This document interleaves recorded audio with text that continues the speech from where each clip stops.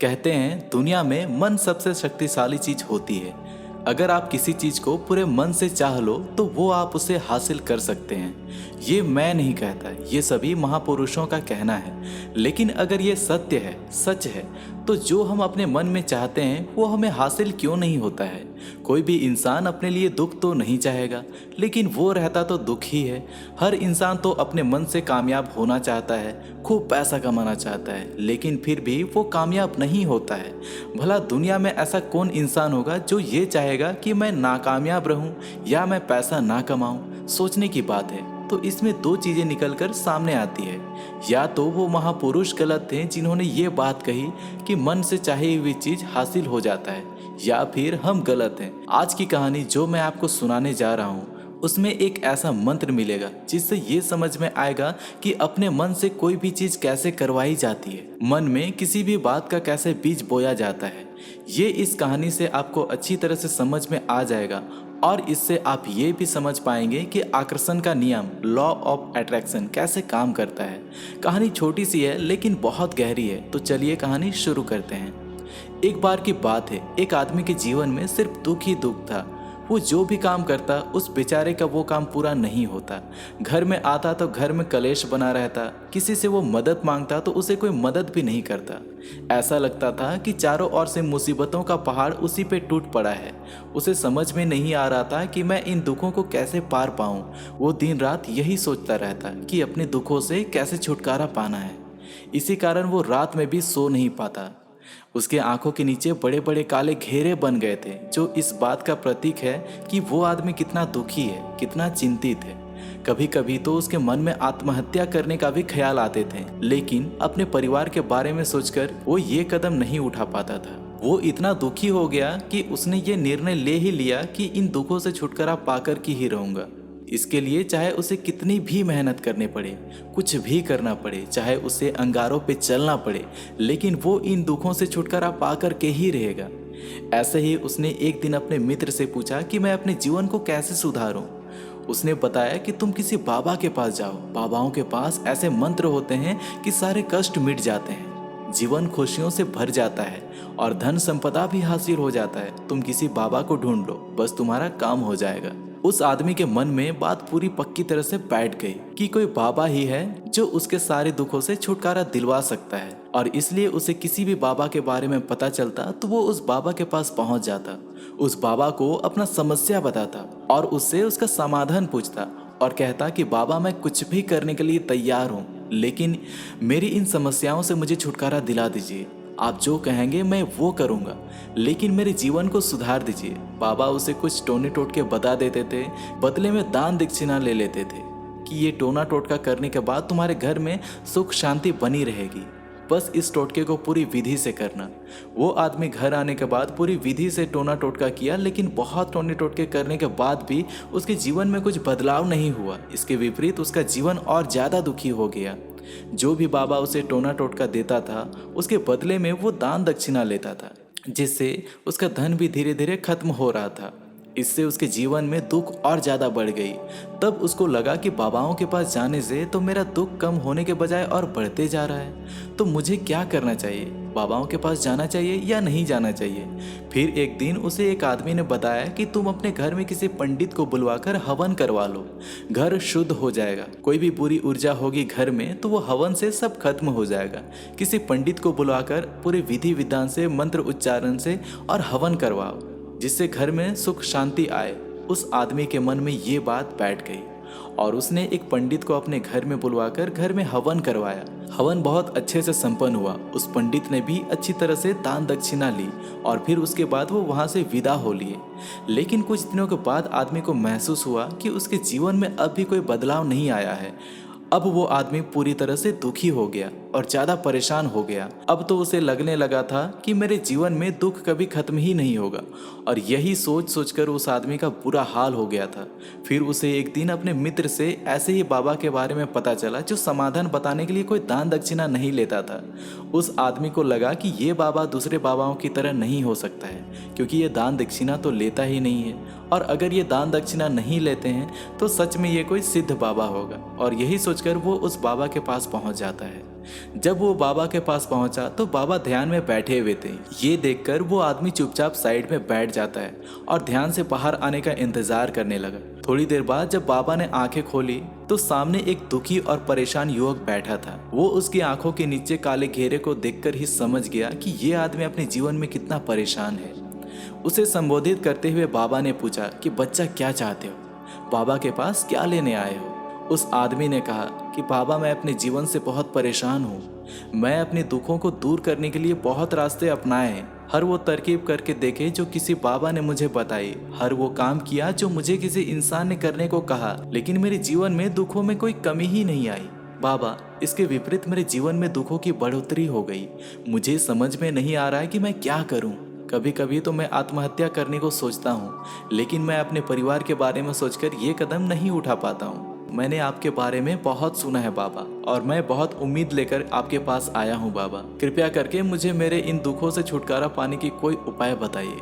मैं इसके लिए कुछ भी करने को तैयार हूँ, आपकी हर बात मानने को तैयार हूँ बाबा। कृपया मुझे मेरे इस दुख से छुटकारा दिला दीजिए। आप मुझे कोई भी रास्ता बताएं, चाहे वो रास्ता कितना भी कठिन हो, मैं उसको पार करके रहूंगा। बाबा ने महसूस किया कि सच में ये आदमी बहुत परेशान है। बाबा ने उसकी बात सुनकर कहा कि बच्चा, दुखों को दूर करने के लिए मंत्र ऐसे नहीं मिलते। मंत्र को पाने के लिए कुछ करना पड़ता है। तो क्या तुम कुछ कर सकते हो? ये सुनकर उस आदमी को लगा कि यह बाबा भी मुझसे दान दक्षिणा ही मांगेगा, लेकिन और कोई रास्ता ना पाकर उस आदमी ने कहा कि बाबा, आपको जितनी भी दान दक्षिणा चाहिए मैं दान देने के लिए तैयार हूँ, लेकिन आपका मंत्र सच्चा होना चाहिए, वो पूरा होना चाहिए, उसका फल मुझे मिलना चाहिए। उसके बाद आपको जो भी दान चाहिए मैं सारा आपको दूंगा। बाबा ने कहा, दान दक्षिणा तो बहुत छोटी सी चीज है, वो मुझे नहीं चाहिए। इस पर उस आदमी ने बड़ी सोच समझकर कहा कि बाबा, मैं अंगारों पे भी चलने के लिए तैयार हूँ, आप बस मुझे आज्ञा दीजिए। बाबा ने कहा, अंगारों में चलने वाली छोटी बात तुमसे नहीं करने वाला हूँ। मैं जो तुमसे कराने वाला हूँ वो बहुत कठिन मंत्र है, वो कर पाओगे? उस आदमी ने कहा, बाबा आप बताइए तो सही, मैं कुछ भी करने के लिए तैयार हूँ। इस पर बाबा ने उसे कहा कि यहाँ से जब तुम अपने घर जाओ तो रास्ते में अपने मन में ये दोहराते जाना कि मैं सुखी हूँ, मैं सुखी हूँ, मैं सुखी हूँ। और एक बात याद रखना कि जुबान पर ये नहीं आना चाहिए, बस मन में होना चाहिए। ये सुनते ही उस आदमी ने कहा कि बस इतनी सी बात है, ये तो मैं चुटकी बजा के कर लूँगा, पर इससे होगा क्या? बाबा बोले, इस मंत्र को करके देखो। वैसे भी तुमने इतने बाबाओं के मंत्र किए हैं, तो इस मंत्र को करके देख लो। उस आदमी ने सोचा, बाबा कुछ दान दक्षिणा तो ले नहीं रहे हैं और छोटा सा मंत्र है, इसे तो मैं कर ही लूंगा। वो बोले, ठीक है बाबा, मैं ये मंत्र जरूर करूंगा। वो आदमी ऐसा कहते हुए वहां से उठकर चलने लगा, लेकिन जैसे ही वो चलने लगा तो बाबा ने पीछे से आवाज दिया और कहा कि बच्चा, एक बात याद रखना, जब भी ये मंत्र तुम अपने मन में दोहराओ तो तुम्हारे मन में बंदर का विचार नहीं आना चाहिए, बंदर का ख्याल नहीं आना चाहिए, तो ही ये मंत्र सिद्ध होगा। वो आदमी बोले, मुझे आज तक बंदर का कोई विचार नहीं आया है, तो अब क्यों आएगा? आप चिंता ना करिए बाबा, मैं मन में बस यही दोहराऊंगा कि मैं सुखी हूँ, मैं सुखी हूँ। इसके अलावा बंदर का विचार नहीं आएगा मेरे मन में। ये कहकर वो आदमी वहां से चल दिया। वो अपने मन में मैं सुखी हूँ, मैं सुखी हूँ ये दोहराता हुआ थोड़ी दूर चला ही था कि उसके मन में अचानक बंदर का ख्याल आ गया। बंदर का ख्याल एक बार आया और चला गया, लेकिन उस आदमी ने सोचा कि आज तक मुझे कभी बंदर का विचार तो आया नहीं है, लेकिन आज अचानक ये बंदर का विचार कैसे आ गया? और ऐसे ही करके उसने बंदर के विचार को पकड़ लिया। वो ये भूल गया कि मुझे मंत्र भी दोहराना है, और वो बंदर के बारे में सोचने लगा। जब थोड़ी देर बाद उसे फिर से होश आया तो वो फिर से वो मंत्र दोहराने लगा जो बाबा ने उसे बताया था, मैं सुखी हूँ, मैं सुखी हूँ। लेकिन अचानक से सामने उसे एक बंदर दिखाई दिया, और ये देखकर वो फिर उसके मन में ये बंदर का विचार उठ गया और अपने अंदर से इस विचार को बाहर फेंकना चाहता था। वो चाहता था मेरे अंदर किसी भी तरह का बंदर का विचार ना आए, लेकिन उसे तो सामने बंदर ही दिखाई दे गया। ऐसे ही जद्दोजहद करते करते घर पहुंचा, और घर में पहुंचने के बाद अपनी पत्नी को कहा, हे बंदरिया, मुझे खाना में बंदर परोस दो। और जब उसे एहसास हुआ कि उसने क्या बोल दिया तो वह अपने बाल नोचने लगा। वो दीवारों में अपना सर पटकने लगा कि आज तक मुझे बंदर का कोई विचार नहीं आया, और मुझे ये क्या हो गया कि मुझे हर जगह बंदर ही बंदर दिखाई दे रहा है, ये कैसी माया है? ये सोच सोचकर वो आदमी रात भर सो नहीं पाया। रात भर करवटें बदलता रहा और सुबह उठकर सीधे बाबा के पास पहुंच गया और कहा, बाबा पता नहीं क्या चमत्कार हो रहा है, आज तक मुझे कभी बंदर का विचार नहीं आया और कल से जब से आपने कहा कि बंदर का विचार नहीं आना चाहिए तब से मुझे सिर्फ और सिर्फ बंदर का ही विचार आ रहा है। उस आदमी ने कहा कि बाबा मुझे आपके पीछे बैठा बंदर भी केले खाता दिखाई दे रहा है, ये हो क्या रहा है बाबा। ये सुनकर बाबा हंसने लगे और कहा, बच्चा मन का जाल ऐसा जाल है जिसे समझ पाना इतना आसान नहीं है। बंदर तो तुम्हारे रास्ते में पहले भी आते जाते थे। जब तुम मेरे पास आते थे तो इन पेड़ों में ये बंदर घूम रहे थे, लेकिन तब तुम्हारे ध्यान में ये बंदर नहीं था, तब तुम्हारे ध्यान में सिर्फ और सिर्फ तुम्हारे दुख थे। इसके बाद बाबा ने उसे बताया कि बच्चा हम जिस चीज़ से भी दूर भागना चाहते हैं वह चीज़ हमारे मन में बहुत गहराई से प्रविष्ट हो जाती है, वो हमारी अंतर मन में समा जाती है। असल में हम जिस चीज़ से छुटकारा पाना चाहते हैं उससे छुटकारा इसलिए पाना चाहते हैं कि वो हमारे साथ बहुत गहरी से जुड़ी हुई है और हम जितना ही उसे छुटकारा पाना चाहते हैं वो उतनी ही गहरी हमारे मन में बैठती जाती है और आखिरकार वो हमारे अंतर मन में समा जाती है। ऊपर से तो हम चाहते हैं सुखी होना, सुखी हो सुखी हो, हमारे होठ भी यही बोलते रहते हैं, लेकिन हमारे मन में दुख समाये हुए हैं। हमारे विचारों में हमारे मन में दुख ही दुख दिखाई देते हैं, इसलिए अपनी जुबान से बार बार ये बोलने में मैं सुखी हूँ, मैं सुखी हूँ, हम सुखी नहीं होंगे जब तक ये मंत्र हमारे अंतर मन में प्रवेश नहीं होगा। इस पर उस आदमी ने पूछा कि बाबा ये मंत्र हमारे अंतर मन में कैसे प्रवेश होगा।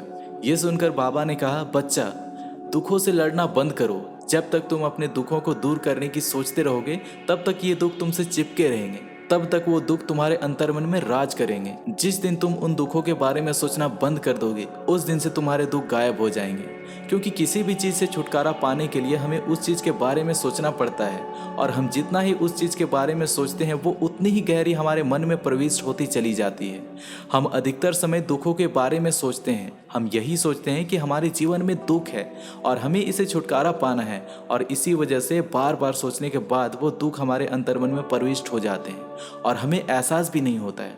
इसलिए यदि आप दुखों से छुटकारा पाना चाहते हो तो दुखों से छुटकारा पाने के बारे में सोचना छोड़ दो, आपको दुखों से छुटकारा मिल जाएगा। अगर आदमी धूम्रपान छोड़ना चाहता है, शराब छोड़ना चाहता है, सुबह अपने आप से ये वादा करता है कि मैं कोई भी गलत काम नहीं करूंगा, लेकिन शाम को जब वो घर लौटता है तो नशे में चूर होकर लौटता है। ऐसा क्यों होता है कि जो हम सोच रहे हैं वो पूरा नहीं कर पा रहे हैं। असल में हम वो चीज़ को बहुत ज़्यादा तवज्जो दे रहे हैं, उस चीज़ को बहुत ज़्यादा अहमियत दे रहे हैं। जब भी हम उस चीज़ को छोड़ने के बारे में सोचते हैं तो हम उसकी इंपॉर्टेंस यानी कि विशेषता और ज़्यादा बढ़ा देते हैं। हमारा मन उस चीज़ के बारे में जितना ज़्यादा सोचेगा, शराब या धूम्रपान छोड़ने के बारे में जितना ज़्यादा सोचेगा, हमारा मन उतना ही उस चीज़ के पीछे ज़्यादा भागेगा।